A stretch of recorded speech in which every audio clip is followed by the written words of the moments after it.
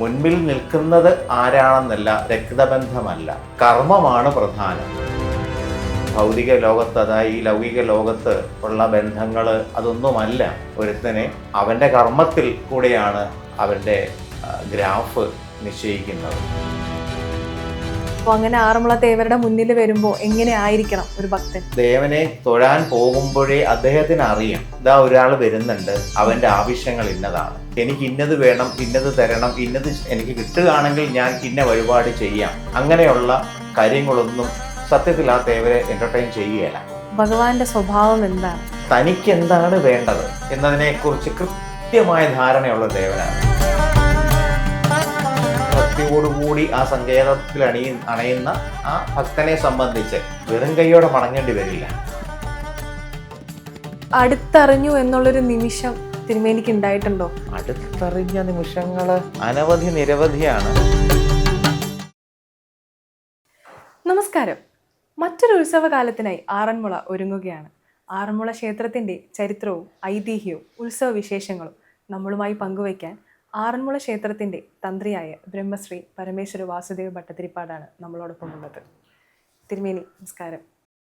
അപ്പോൾ മറ്റൊരു ആറന്മുള വള്ളസദ്യക്കും ഉത്സവത്തിനും കാലമായിരിക്കുകയാണ്. അപ്പോൾ ആദ്യം തന്നെ ചോദിക്കുകയാണ്, ഒരുക്കങ്ങൾ എവിടെ വരെയായി? ശ്രീവല്ലഭാഷണം. ആറന്മുള വള്ളം കളി അഥവാ വള്ളസദ്യ ഇവയുടെയൊക്കെ ഒരുക്കങ്ങൾ ഏകദേശം എല്ലാം പൂർത്തിയായി എന്ന് തന്നെ പറയാം. ഈ മാസം 19-ാം തീയതി മുതൽ സെപ്റ്റംബർ മാസം 16-ാം തീയതി വരെയാണ് ഈ വള്ളസദ്യകളുള്ളത്. അതിൽ അഷ്ടമിരോഹിണി ദിനത്തിലും അതിൻ്റെ പിറ്റേന്നും ഇതുണ്ടാവില്ല. ഒരുക്കങ്ങളെല്ലാം പൂർത്തിയായി എന്ന് തന്നെ പറയാം. നമുക്ക് ആദ്യം തന്നെ ഇതിൻ്റെ ഐതിഹ്യത്തെ പറ്റി സംസാരിച്ച് തുടങ്ങിയാലോ? അമ്പലത്തിൻ്റെയും ഈ ആചാരങ്ങളുടെയൊക്കെ ഐതിഹ്യം. ആറന്മുള ശ്രീ പാർത്ഥസാരഥി ക്ഷേത്രം നമുക്കൊക്കെ സുപരിചിതമാണ്. ആ സങ്കേതം, അദ്ദേഹം പാർത്ഥസാരഥിയായിട്ടാണ് ആ സങ്കേതത്തിൽ വിരാജിക്കുന്നത്. അപ്പം ആരായിരുന്നു പാർത്ഥസാരഥി അതും അറിയാം. കുരുക്ഷേത്ര യുദ്ധത്തിൽ അർജുനൻ്റെ സാരഥിയായി തേര് തെളിക്കുമ്പോൾ തൻ്റെ ബന്ധുമിത്രാദികളെ എല്ലാം മാത്രം മുൻപിൽ കണ്ടുകൊണ്ട് നിൽക്കുന്ന ആ വിജയൻ്റെ ആകെ മനസ്സ് അസ്വസ്ഥമായി. അപ്പോഴാണ് ഭഗവാൻ തൻ്റെ പ്രസിദ്ധമായ ഉപദേശം നൽകുക. മുൻപിൽ നിൽക്കുന്നത് ആരാണെന്നല്ല, രക്തബന്ധമല്ല, കർമ്മമാണ് പ്രധാനം. കർമ്മം ചെയ്യുക, അതിൻ്റെ ഫലം താനേ വരും. അപ്പം അത്ര ദൃഢമായ ഒരു ചിത്തത്തോടു കൂടി, അല്ലെങ്കിൽ തൻ്റെ തൻ്റെ സതീർത്ഥ്യനെ ആ യുദ്ധ സജ്ജനാക്കുകയാണ് ഭഗവാൻ അവിടെ. ഈ ഭൗതിക ലോകത്ത്, അതായത് ഈ ലൗകിക ലോകത്ത് ഉള്ള ബന്ധങ്ങൾ അതൊന്നുമല്ല. ഒരുത്തനെ അവൻ്റെ കർമ്മത്തിൽ കൂടെയാണ് അവൻ്റെ ഗ്രാഫ് നിശ്ചയിക്കുന്നത്. ഇപ്പോൾ തൻ്റെ ദൗത്യം യുദ്ധം ചെയ്യുകയാണ്. അതുകൊണ്ട് എടുക്കൂ പാർത്ഥാവില്ല്, തുടങ്ങിക്കോളൂ എന്നാണ് പറഞ്ഞതേ. അതാണ് അത്ര പ്രസിദ്ധമായ ഉപദേശം. ആ സങ്കല്പമാണ്, ആ പ്രതിഷ്ഠാ സങ്കല്പം ആറന്മുളയിലുള്ളത്. അങ്ങനെയാണ് പാർത്ഥസാരഥി ആയിട്ട് നാം ദേവനെ കാണുന്നതും ഭജിക്കുന്നതും ഒക്കെ. ഇപ്പോൾ നമുക്ക് ആചാരങ്ങൾക്കപ്പുറത്ത് ഭക്തി എന്ന് പറയുന്നത് എന്താണ്? ഇപ്പം ആറന്മുള തേവരെ തൊഴാൻ വരുന്ന ഒരു ഭക്തൻ എങ്ങനെ ആയിരിക്കണം മാനസികമായിട്ട്? അവൻ്റെ ഇപ്പം മനുഷ്യന്മാർക്ക് നമ്മൾ പറയുകയാണെങ്കിൽ മാനസികമായിട്ട് ഒരുപാട് സംഘർഷങ്ങൾ, അർജുനൻ കുരുക്ഷേത്ര ഭൂമിയിൽ നിൽക്കുന്നത് പോലെ തന്നെ സംഘർഷം ഏറ്റു നിൽക്കുന്ന മനുഷ്യന്മാരാണ് നമ്മളെല്ലാവരും. അപ്പോൾ അങ്ങനെ ആറന്മുള തേവരുടെ മുന്നിൽ വരുമ്പോൾ എങ്ങനെ ആയിരിക്കണം ഒരു ഭക്തൻ? ആറന്മുള തേവരുടെ മുൻപിൽ ഒരു ഭക്തൻ എത്തുമ്പോൾ സത്യത്തിൽ അവിടുത്തെ ആചാര്യൻ സ്ഥാനം അഥവാ തന്ത്രിമാരിൽ ഒരാളായ ഞാനും ഒരു ഭക്തൻ്റെ മനസ്സോടുകൂടി തന്നെയാണ് ആ മതിലകത്ത് ചെല്ലുക. പിന്നെ ഈ ചോദ്യത്തിൽ തന്നെ മറ്റൊരു മറുപടി തന്നെയുണ്ട്. കാരണം ഞാൻ ഇവിടെ നിന്ന് ആ ദേവനെ തൊഴാൻ പോകുമ്പോഴേ അദ്ദേഹത്തിന് അറിയാം, ഇതാ ഒരാൾ വരുന്നുണ്ട്, അവൻ്റെ ആവശ്യങ്ങൾ ഇന്നതാണ്. അപ്പോൾ ആ രീതിയിൽ അദ്ദേഹത്തെ കാണുക. അല്ലാതെ എനിക്ക് ഇന്നത് വേണം, ഇന്നത് തരണം, ഇന്നത് അങ്ങോട്ട് എനിക്ക് കിട്ടുകയാണെങ്കിൽ ഞാൻ ഇന്ന വഴിപാട് ചെയ്യാം. അങ്ങനെയുള്ള കാര്യങ്ങളൊന്നും സത്യത്തിൽ ആ തേവരെ എൻ്റർടൈൻ ചെയ്യുകയല്ല. നിസ്വാർത്ഥമായിട്ട് ചെല്ലുക. എങ്ങനെയാണോ ഒരു ക്ഷേത്രത്തിൽ നമ്മൾ ചെല്ലേണ്ടത് എന്നത് സനാതനികൾക്കൊക്കെ, സനാതന ധർമ്മത്തിൽ വിശ്വസിക്കുന്നവർക്കൊക്കെ അറിയാം. ആ രീതിയിൽ അവിടെ ചെല്ലുക. ദേവൻ നമുക്ക് നമ്മുടെ ആവശ്യങ്ങൾ നിറവേറ്റി തരും. കാരണം അങ്ങനത്തെ ഒരു സ്വഭാവമാണ് ആ തേവരുടേത്. കോടിക്കണക്കിന് ഭക്തരുടെ ദുഃഖവും സ്നേഹവും ഒക്കെ ഏറ്റുവാങ്ങിയ ഒരു വിഗ്രഹമാണ് അവിടെ ഇരിക്കുന്നത്. അപ്പോൾ ആ ഒരു വിഗ്രഹത്തിനോട് ചേർന്ന് ആ ഒരു ശ്രീകോവിലിൽ നിൽക്കുന്ന ഒരു തന്ത്രി എന്ന നിലയിൽ ഭഗവാന്റെ സ്വഭാവം എന്താണ്? ഭഗവാനിൽ നിന്നുണ്ടായ അനുഭവങ്ങൾ എന്തൊക്കെയാണ്? ആറന്മുളത്തേവർ ആരാണ് എന്ന് ചോദിച്ചാൽ അത് കേവലം കുറച്ച് വാക്കുകളിലൊന്നും കോറിയിടാൻ സാധിക്കുകയില്ല. എന്താ വെച്ചാൽ തനിക്കെന്താണ് വേണ്ടത് എന്നതിനെക്കുറിച്ച് കൃത്യമായ ധാരണയുള്ള ദേവനാണ്. അപ്പോൾ എന്തൊക്കെ പുറത്ത് ബഹളങ്ങൾ ഉണ്ടായാലും ശ്രീലകത്ത് തേവരുടെ മുമ്പിൽ എത്തിക്കഴിയുമ്പോൾ ഏതൊരു രീതിയിലുള്ള ഒരു അനുഭവമാണ് എന്ന് പറഞ്ഞറിയിക്കാൻ പറ്റുകയല്ല. വാക്കുകളൊന്നും ഇല്ല അതിന്. ദേവൻ എന്ത് വേണം അത് നമ്മളെ കൊണ്ടങ്ങ് ചെയ്യിപ്പിക്കുക. അവിടെ നമ്മളോട് അടുത്ത് എന്തോ ഒരു വളരെ ഒരു സാമീപ്യം നമുക്കത് കിട്ടാറുണ്ട്. അപ്പം എനിക്ക് മാത്രമല്ല, ഞങ്ങൾ വേറെയും തന്ത്രിമാരുണ്ട് ഞങ്ങളുടെ കുടുംബത്തിൽ. ഓരോരുത്തരുടെയും അനുഭവങ്ങൾ ഇങ്ങനെ തന്നെയാണ്. അപ്പോൾ ഭക്തർക്ക് നിസ്വാർത്ഥമായ ഭക്തിയോടുകൂടി ആ സങ്കേതത്തിൽ അണയുന്ന ആ ഭക്തനെ സംബന്ധിച്ച് വെറും കൈയോടെ മടങ്ങേണ്ടി വരില്ല. ഒരു അടുത്തറിഞ്ഞു എന്നുള്ളൊരു നിമിഷം തിരുമേനിക്ക് ഉണ്ടായിട്ടുണ്ടോ? അടുത്തറിഞ്ഞ നിമിഷങ്ങൾ നിരവധിയാണ്. അതിലൊരെണ്ണം പറയാമോ? ഇപ്പോൾ എൻ്റെ ഒരു സുഹൃത്തുണ്ട്, അമേരിക്കയിലാണ്. അദ്ദേഹം വളരെ വല്ലാത്തൊരവസ്ഥയിൽ ചെന്നു. ഒരു 1.5 കൊല്ലമായിട്ട് ട്രീറ്റ്മെൻറ്റും ഒക്കെയാണ്. ഒരു 5-8 മാസം വെന്റിലേറ്റർ, ICU ആ രീതിയിലായിരുന്നു. അപ്പോൾ വളരെ ചെറിയ ആൾരൂപം, ഞാൻ ചെല്ലുമ്പോഴൊക്കെ ഓരോ ആൾരൂപം മേടിച്ച് ആ ഭണ്ഡാരത്തിൽ ഇടിയിപ്പിക്കും. എന്ന് പറഞ്ഞാൽ ആരെങ്കിലും ഉണ്ടാവും, ഞാൻ മേടിപ്പിച്ച് ഞാൻ അകത്തും പോവും. അദ്ദേഹത്തിൻ്റെ പേരിൽ നാളിലും പുഷ്പാഞ്ജലിയൊക്കെ കഴിക്കും. ഇപ്പം അദ്ദേഹം ഈ ഒക്ടോബറിലോ നവംബറിലോ വരുന്നുണ്ട് ഇന്ത്യയിലേക്ക്. കണ്ണൂരുകാരനാണ്. ഇങ്ങനെ ഒത്തിരി അനുഭവങ്ങളുണ്ട്. ആറന്മുള ഉത്സവത്തിലേക്ക് വരുമ്പോൾ അതിൽ പ്രധാനപ്പെട്ടൊരു ചടങ്ങാണ് തിരുവോണത്തോണി എന്ന് പറയുന്നത്. അതിൻ്റെ പ്രാധാന്യം എന്താണ്? മകരമാസത്തിലെ തിരുവോണം ആറാട്ട് വരത്തക്ക രീതിയിൽ 10 നാൾ ഉത്സവമാണ് ആറന്മുളയിൽ. തിരുവോണത്തോണി ഈ ചിങ്ങമാസത്തിലെ തിരുവോണവുമായിട്ട് ബന്ധപ്പെട്ടാണ്. അത് ഈ കുമാരനെല്ലൂരിനടുത്ത് ഉള്ള മങ്ങാട്ടില്ലുണ്ട്, മങ്ങാട്ട് പട്ടുതിരി. അദ്ദേഹം ആണ് അവിടെ നിന്ന് ഈ തിരുവോണത്തിനുള്ള എല്ലാ വിഭവങ്ങളുമായിട്ട് ആറന്മുളയ്ക്കടുത്ത് കാട്ടൂര് എന്ന ഒരമ്പലമുണ്ട്, അവിടെ തലേ ദിവസം വരും. ഇതിന് 3-4 ദിവസങ്ങൾക്ക് മുമ്പേ ഈ യാത്ര തുടങ്ങുകയാണ്. ആ പരമ്പരാഗതമായ രീതിയിൽ വള്ളത്തിൽ തന്നെയാണ് വരുന്നത്. അപ്പോൾ കാട്ടൂര് വന്നാൽ കാട്ടൂരിൽ നിന്ന് പിറ്റേ ദിവസം കാലത്ത് ആറന്മുളയിലേക്ക് ആ വള്ളം, ആ തിരുവോണത്തോണിയിലാണ് സാധനങ്ങളെല്ലാം കൊണ്ടുവരിക. അതിനകമ്പടിയായിട്ട് മറ്റു പള്ളിയോടങ്ങളും ഉണ്ടാവും. അങ്ങനെ ആ കടവിൽ, അത് വടക്കേ ഗോപുരം ഇറങ്ങുന്ന കടവിലാണ് തിരുവോണത്തോണി അടുക്കുന്നത്. അപ്പോൾ അവിടെ വെച്ച് അവരെ വിധിപ്രകാരം സ്വീകരിക്കലും ഒക്കെ ഉണ്ടാവും. അപ്പോൾ ആ വിഭവങ്ങളെല്ലാം മതിലൊക്കെ തകർത്ത് എത്തിച്ചിട്ട് ദീപം പോലും അവിടെ നിന്ന് കൊണ്ടുവരുന്ന ദീപമാണ് പിന്നെ ആ ഒരു വർഷത്തേക്ക് ആറന്മുള തേവർ ശ്രീലകത്ത് കത്തുന്നത്. ഇത് കൊണ്ടും മറ്റേ പഴയത് അണച്ച് പുതിയത് കത്തിക്കുക. അപ്പോൾ ഒരു വർഷത്തേക്ക് അതാണ്. ആ ദീപം ഇങ്ങനെ പൊക്കോണ്ടേയിരിക്കും. തുടർന്ന് ഈ കൊണ്ടുവന്നതിൽ നിന്നൊക്കെ എടുത്തിട്ടാണ് ഉഷപൂജയുടെ നിവേദ്യം തൊട്ട് തുടങ്ങുന്നത്.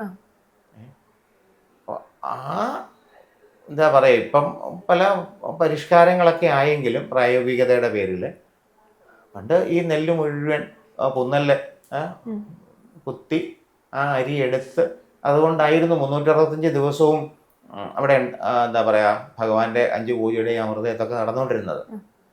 ഇപ്പോഴും ഉണക്കലരിയാണ് എടുക്കുന്നത്, കുറച്ചൊക്കെ കുത്തിയെടുക്കും. ഈ തിരുവോണത്തോണിക്ക് വരുന്നത് ആ കാട്ടൂര് വെച്ചാണ് അത് കുത്തുന്നത്, നെല്ല് കുത്തി എടുത്ത് കൊണ്ടുവരുന്നത്. ഭഗവാൻ ഏറ്റവും പ്രിയപ്പെട്ട നിവേദ്യം എന്താണ്, അല്ലെങ്കിൽ വഴിപാട് എന്താണ്? ഉഷപ്പായസം, പിന്നെ പിഴിഞ്ഞ പായസം. പിഴിഞ്ഞ പായസം, ഇടിച്ചു പിഴിഞ്ഞ പായസം. നമ്മൾ ആറന്മുള സദ്യയിലേക്ക് വരുമ്പോൾ അതിനൊരു ചിട്ട രീതികളുണ്ടല്ലോ, നമ്മൾ കഴിക്കേണ്ട രീതി. അപ്പോൾ അതിനെ പറ്റി ഒന്ന് പറഞ്ഞു തരൂ. ആറന്മുള സദ്യ എന്ന് പറയുന്നത് 2 സദ്യകളാണുള്ളത്. ഒന്ന് വള്ളസദ്യ, പിന്നെ ഒന്ന് അഷ്ടമിരോഹിണി പിറന്നാൾ സദ്യ. പിറന്നാൾ അത് അഷ്ടമിരോഹിണി ദിനത്തിൽ ദേവൻ തൻ്റെ പിറന്നാളിന് തൻ്റെ മതിലകം അണയുന്ന ഭക്തർക്ക് കൊടുക്കുന്ന പ്രസാദമാണത് അഷ്ടമിരോഹിണി സദ്യ. അത് അതിന് വള്ളസദ്യ എന്നല്ല, അഷ്ടമിരോഹിണി സദ്യ. അത് എത്രയോ ലക്ഷങ്ങളാണ് ഇപ്പം വരുന്നത്. അപ്പം അതിൻ്റെ വിഭവങ്ങൾ 66 കൂട്ടം വിഭവങ്ങളും ഒക്കെയാണ് അതിന് വിളമ്പുന്നതും. അത് ഭഗവാന്റെ ആ ഉച്ചപൂജയുടെ അമൃതയത്ത് കഴിഞ്ഞിട്ടാണ് ഇവിടെ വിളക്ക് വെച്ച് ആ വിളക്കത്ത് ഇത് വിളമ്പും. ഓരോന്നായിട്ട് വിളമ്പി തുടർന്നാണ് അതായത് ദേവന്റെ സാന്നിധ്യം ഉറപ്പിക്കുക. അവിടെ കണ്ണൻ്റെ അമൃതയത്ത് കഴിയും, ഉച്ചപൂജ കഴിയുന്നർത്ഥം. കഴിഞ്ഞിട്ടാണ് ഇത് ഇവിടെ വിളക്ക് കത്തിച്ച് തുടങ്ങുക. എന്താ വെച്ചാൽ അതിൻ്റെ ശീലുകളുണ്ട് ആ പാട്ടിൻ്റെയൊക്കെ. അത് എന്താ, ഭദ്രദീപം തെളിയിച്ച് ഭക്തിയോടെ വിഭവങ്ങൾ ഭഗവാനായി വിളക്കത്ത് വിളമ്പിയിടേണം. തുടർന്ന് പറയുന്നത് അഭിഷേക തീർത്ഥം, കളഭം, കുസുമം വേണം. ഈ ശീലുകളിൽ കൂടെ പറയുന്നതാണ്. പിന്നീടാണ് ഉണ്ണി ഉണ്ടതിൻ്റെ ശേഷം കൊണ്ടുപോവാ. അതായത് ഉച്ചപൂജ കഴിഞ്ഞതിന് ശേഷമുള്ള അമൃതയത്തിൻ്റെ ബാക്കി കൊണ്ടുപോകാന്നാണ് പറയുന്നത്. പിന്നെ കണ്ണിമാങ്ങ ഉപ്പിലിട്ടത് ഭരണിയിൽ, മൺഭരണിയിൽ അത് കൊണ്ടുപോവാ. പിന്നെയുണ്ട് അവിൽപ്പൊതി എന്തുകൊണ്ട് ഇതുവരെ തന്നില്ല. ഇതെല്ലാം കാണിക്കുന്നത് ആ ദേവന്റെ എന്താ പറയുന്നത്, ആ അമൃതയത്ത് കഴിഞ്ഞതിന് ശേഷം മാത്രമേ ഇവിടെ ഈ സദ്യ നടപടിയിലാകുന്നുള്ളൂ എന്ന് ഓരോരുത്തരും ഉറപ്പുവരുത്തണമെന്നുള്ളതാണ് ഇതിൻ്റെ. ഇത് ഇന്നോ ഇന്നലെ എഴുതി വെച്ച ശീലുകളൊന്നും അല്ല, കാലങ്ങളായിട്ട് ഇത് തുടരുന്നതാണ്. ആറന്മുള സദ്യയിലേക്ക് വരുമ്പോൾ നമ്മൾ ചോദിച്ച് മേടിച്ച് കഴിക്കണം എന്നാണല്ലോ. അത് വള്ളസദ്യയുമായിട്ട് ബന്ധപ്പെട്ടാണ്. പിന്നെ വള്ളസദ്യ ഇപ്പോൾ ഒരാൾ വള്ളസദ്യ നടത്തുക, 52 കരകളാണുള്ളത്. ഈ 52 കരകളുടെയും നാഥനാണ് തിരുവാറന്മുളയപ്പൻ. അല്ലെങ്കിൽ ഇവരുടെയൊക്കെ എല്ലാം ആ തേവരാണെന്നർത്ഥം. അപ്പോൾ ഈ 52 കരകളിൽ ഏതെങ്കിലും ഒരു ഈ കരകൾക്കൊക്കെ പള്ളിയോടങ്ങളുണ്ട്.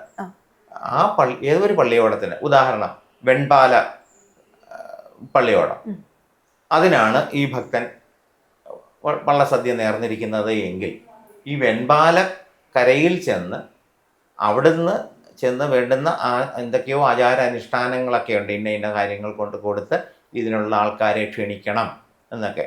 ഈ വള്ളസദ്യയിൽ പങ്കെടുക്കുന്നവരും ഇത് വള്ളത്തിൽ കയറി വരുന്ന ആൾക്കാരും ഒക്കെ. അപ്പം അവരെ ക്ഷണിച്ച്, വിധിപ്രകാരം ക്ഷണിച്ച് അവിടെ നിന്ന് ആ വള്ളത്തിൽ കയറി ആറന്മുളയ്ക്ക് വരണം. ഈ കൂട്ടത്തിലാണ് ബാക്കി ഭക്തിയായിട്ടുള്ള ആ ഭഗവാനെ സ്തുതിക്കുന്ന കീർത്തനങ്ങളും വള്ളപ്പാട്ടുകളും ഒക്കെ പാടിയത് വരിക. അങ്ങനെ ആ കടവിലെത്തിക്കഴിഞ്ഞാൽ നേരെ കരോട്ട് കയറി കൊടിമരച്ചോട്ടിൽ വന്നാൽ, ഇപ്പം ഈ വരുന്ന ആൾക്കാർ തങ്ങളുടെ പങ്കായം ഇതൊക്കെ ഉണ്ടല്ലോ, തോഴ, ഇതൊക്കെ എടുത്തുകൊണ്ടാണ് വരിക. പ്രത്യേക ഒരു വേഷഭൂഷാദികളും ഉണ്ടാവും. ആനക്കൊട്ടിലിൽ മണ്ഡപത്തിൻ്റെ എന്താ പറയുക, കൊടിമരത്തിൻ്റെ കിഴക്ക് ഭാഗത്തായിട്ട് പറയുണ്ടാവും. ആ പറ ഭഗവാന് സമർപ്പിച്ചിട്ട് ഒരു പ്രദക്ഷിണമാണ്. ഈ പറഞ്ഞ വള്ളപ്പാട്ടുകളും വഞ്ചിപ്പാട്ടുകളും ഒക്കെ, വള്ളപ്പാട്ട്, അത് ഇങ്ങനെ കുറേ, ഇതെല്ലാം ഭഗവാനെ ഭഗവത് സ്തുതികളാണ്. അങ്ങനെ ഒരു പ്രദക്ഷിണം വെച്ച് അകത്ത് ചെന്ന് പ്രസാദവും തീർത്ഥവും മേടിച്ച് തിരികെ വന്ന് വീണ്ടും എപ്രകാരമാണോ ആദ്യം പ്രദക്ഷിണം ചെയ്തത് അതേപോലെ പ്രദക്ഷിണം പൂർത്തിയാക്കി തൻ്റെ വള്ളത്തിൽ കയറി, ഇപ്പം ഞാൻ വെൺപാല വള്ളം എന്ന് പറഞ്ഞു, തിരിച്ച് ഇവർ വെൺപാലയ്ക്ക് പോവുകയാണ്. ആ വെൺപാല പള്ളിയോടം ഇരിക്കുന്ന സ്ഥലത്തെത്തുക. എത്തിക്കഴിയുമ്പോഴാണ് ഈ സദ്യ അവിടെ കരയിലാണ് കൊടുക്കുക. അപ്പം കരയിൽ ആ സദ്യ കൊടുത്തോണ്ടിരിക്കുമ്പോൾ ആണ് ഈ പറഞ്ഞ ഇന്നത് കൊണ്ടുപോവാ എന്ന് പറയുന്നത്. അതിനകത്ത് എന്താണ് ആ കാര്യം എന്ന് ചോദിച്ചാൽ, ഈ വള്ളം ആദ്യം വെൺപാല നിന്ന് പുറപ്പെടുമ്പോൾ തൊട്ട് തിരികെ വെൺപാല വരുന്നത് വരെ ഭഗവാൻ ആ വള്ളത്തിലുണ്ടാവും. അപ്പം ഈ 50 പേരോ 40 പേരോ ആ വള്ളത്തിലുണ്ടെങ്കിൽ ഒരാൾ അധികം ഉണ്ട് അതിനകത്ത്, അത് ആറന്മുളത്തേവരാ. അപ്പം അതുകൊണ്ടാണ് ഈ ആൾക്കാർ ഇന്നത് കൊണ്ടുപോവാ ഇന്നത് കൊണ്ടുപോവാന്ന് പറയുമ്പോൾ അത് ദേവനാ ചോദിക്കുന്നത്. ഈ 40 പേരിൽ ഈ 41-വനായിട്ട് ദേവനാണോ ചോദിക്കുന്നത് നമുക്കറിയില്ല. ഇപ്പൊ ദേവനാണത് ചോദിക്കുക എന്ന സങ്കല്പത്തിൽ അത് കൊടുക്കുമ്പോൾ ഒരു ഭക്തന് ഉണ്ടാകുന്ന ഒരു വല്ലാത്തൊരു അനുഭൂതിയാണ്. തൻ്റെ ദേവൻ ആവശ്യപ്പെട്ട സാധനം കൊടുക്കുക. അപ്പൊ ഭഗവാന്റെ സാന്നിധ്യം ഉള്ളത് കൊണ്ട് തന്നെയാണ് ഇതിനൊക്കെ പള്ളിയോടങ്ങൾ എന്നതിൻ്റെ പേര് വന്നത്. അതാണ് ഈ ആവശ്യപ്പെടുന്നത് കൊടുക്കുക എന്നൊക്കെ പറയുന്നത്. ദേവനാ ചോദിക്കുന്നത്, ആവശ്യപ്പെടുന്നത്, അതപ്പം തന്നെ നിറവേറ്റുന്നു. ശരിക്കും ഈ ഒരു ചടങ്ങിന്റെ തുടക്കം എങ്ങനെയാണ് വന്നത്? അതിന്റെ ഒരു ചരിത്രം എന്താണ്? വള്ളസദ്യയുടെ എന്ന് പറഞ്ഞാൽ ഇത് ദേവന്റെ ആവിർഭാവം മുതൽ ചിന്തിക്കേണ്ടി വരും. നിലയ്ക്കൽ നിന്ന് 6 മുള കെട്ടിയ ഒരു ജല നൗകയിലാണ് ഭഗവാൻ ആദ്യം ഇങ്ങോട്ട് വരുന്നത്. ഈ തീർത്ഥത്തിൽ കൂടി, പമ്പാ തീർത്ഥത്തിൽ കൂടി. ഇവിടെയല്ല, വിളക്കുമാടം എന്ന് പറഞ്ഞ സ്ഥലമുണ്ട് ഈ അമ്പലത്തിന് കുറച്ച് പടിഞ്ഞാറ് ഭാഗത്ത്. വിളക്കുമാടത്ത് എത്തുകയും അവിടെ വിശ്രമിച്ചപ്പോഴാണ് ഇത് ഈ സങ്കേതം ഉണ്ടായത്. തുടർന്ന് ഇവിടെ പ്രതിഷ്ഠ കഴിക്കുന്നതുമൊക്കെ. അപ്പം അതിൻ്റെ ഒരു അനുസ്മരണം എന്നോണമാണ് ഭഗവാനെ അകമ്പടി സേവിക്കലും സുരക്ഷയൊരുക്കലും ഒക്കെ ആയിട്ടാണ് ഈ 52 കരകളും ഇതിനകത്ത് ഭാഗമാകുന്നത്. അപ്പോൾ ദേവനോടുള്ള തങ്ങളുടെ ഭക്തി, ഈ കരകളിൽ നിന്നുള്ളവരെല്ലാം ഈ വള്ളങ്ങളിൽ വരുന്നു. ഇപ്പം എന്തുകൊണ്ട് വള്ളങ്ങളിൽ വരുന്നു എന്ന് ചോദിച്ചാൽ, നേരത്തെ പറഞ്ഞില്ലേ, പമ്പാ തീർത്ഥം, അതിനോടനുബന്ധിച്ചുള്ള മറ്റ് നദികൾ, അവയുടെ പോഷക നദികൾ, ഇതിൻ്റെയൊക്കെ തീരത്താണ് ഈ കരകളെല്ലാം ഉള്ളത്. അത് ആ കാലത്ത് യാത്ര എന്ന് പറയുന്നത് വള്ളത്തിലാണ്. അപ്പം ദേവന്റെ മതിലകത്തെ ബാക്കി ഇപ്പം ഉത്സവാദി ആഘോഷങ്ങളിലൊക്കെ ഭാഗവാക്കാവുക, വേണ്ടുന്ന സംരക്ഷണം ഉറപ്പിക്കുക, ഇതൊക്കെ ഇത് സ്വയം ഏറ്റെടുത്തിരുന്ന, ഒരു പക്ഷേ അവരറിയാതെ പോലും ഇത് സംഭവിച്ചു കൊണ്ടിരുന്നതാണ്. തങ്ങളുടെ നാഥൻ വെളിപ്പുറത്തെ തേവരാണ്, എല്ലാം അവിടേക്ക് അങ്ങ് സമർപ്പിക്കുക, ബാക്കി അദ്ദേഹം കൊടുത്തോളും. അങ്ങനെ വള്ളസദ്യ ആ സങ്കേതത്തിൽ വെൺപാല കരയിൽ വെച്ച് ആ സദ്യയും കൂടെ കൊടുത്തു കഴിയുമ്പം അത് പൂർണ്ണമാവും. ഇങ്ങനെയായിരുന്നു നടപടി. ഇപ്പോഴുള്ള ആ എന്താ പറയുന്നേ പ്രത്യേക അവസ്ഥ, അല്ലെങ്കിൽ ഇപ്പോഴത്തെ ആ ഒരു സാഹചര്യം കണക്കിലെടുത്ത്, പ്രായോഗികതയും കൂടെ കണക്കിലെടുത്ത്, ഈ ക്ഷേത്രത്തിൽ നിന്നിലേക്ക് ഈ ആൾക്കാർ വരുന്നു വള്ളത്തിൽ. നേരത്തെ പറഞ്ഞതുപോലെ പ്രദക്ഷിണവും നിറപറ സമർപ്പണവും ഒക്കെ കഴിഞ്ഞാൽ ആ സങ്കേതത്തിൽ, അതായത് തിരുവാറന്മുള മതിലകത്ത് തന്നെ ഇരുന്ന് ഈ സദ്യ കഴിച്ചതിന് ശേഷം അവർ അവരുടെ കരയിലേക്ക് മടങ്ങുകയാണ് ഇപ്പോൾ നടപടിയിലുള്ളത്. മറ്റു ഓരോ കരകളിലും ആയിരുന്നു. എല്ലാം കൂടെ കോർഡിനേറ്റ് ചെയ്യാനുള്ള ബുദ്ധിമുട്ടും ഒക്കെ ആയിട്ടാണ് ഇതിങ്ങനെ ആയത്. അത് ഒത്തിരി കാലമൊന്നും ആയില്ല, കുറച്ച് കാലങ്ങളെ ആയുള്ളൂ അകത്തേക്ക് വന്നിട്ട്, കരകളിൽ നിന്ന് മതിലകത്തേക്ക് എത്തിയിട്ട്. ക്ഷേത്രത്തിൻ്റെ ചരിത്രവും ഐതിഹ്യവും നമുക്കെല്ലാം ഇത്രയും നേരം പങ്കുവെച്ച് തന്നതിന് ഒരുപാട് നന്ദിയുണ്ട്. തിരുവാറന്മുളത്തേവർ ആരാണെന്ന് അറിയണമെങ്കിൽ ആ മതിലകം അണഞ്ഞ് തന്നെ അതറിയണം. ആ വൈശേഷികത്വം എന്താണ്, എങ്ങനെയാണ്, അത് ആ അനുഭൂതിയാണ്. ആ തിരുമുമ്പിൽ ചെന്ന് നിൽക്കുമ്പോൾ നമുക്ക് ലഭ്യമാകുന്നത് എന്തോ ഒന്ന്, അതാണ് നമ്മുടെ മുമ്പോട്ട് പോകാൻ ഉള്ള ഊർജമായിട്ട് നമ്മളിലേക്ക് വരിക. നമ്മൾ അനുഗ്രഹം എന്നൊക്കെ പറയുന്ന അത് തന്നെ ആ ഊർജമാണ്, പോസിറ്റീവ് എനർജിയാണ്. കഴിയുന്നത്ര ഭക്തജനങ്ങൾ ആ സങ്കേതത്തിലെത്തി ആ ദേവനെ ഭക്തിയോടെ പ്രാർത്ഥിച്ച് മടങ്ങുക, എല്ലാം അദ്ദേഹം തരും എന്നുള്ളത് അത് ഒരു ഉറപ്പ് തന്നെയാണ്. എല്ലാ ഭാഗ്യവും അനുഗ്രഹങ്ങളും എല്ലാ ഭക്തജനങ്ങൾക്കും സദാ ലഭ്യമാകട്ടെ എന്ന് പ്രാർത്ഥിച്ചുകൊണ്ട് തിരുവാറന്മുളത്തേവരുടെ തൃപ്പാദാരവിന്ദങ്ങളിൽ സാഷ്ടാംഗം നമസ്കരിക്കുന്നു. ശുഭം ഭൂയാൽ.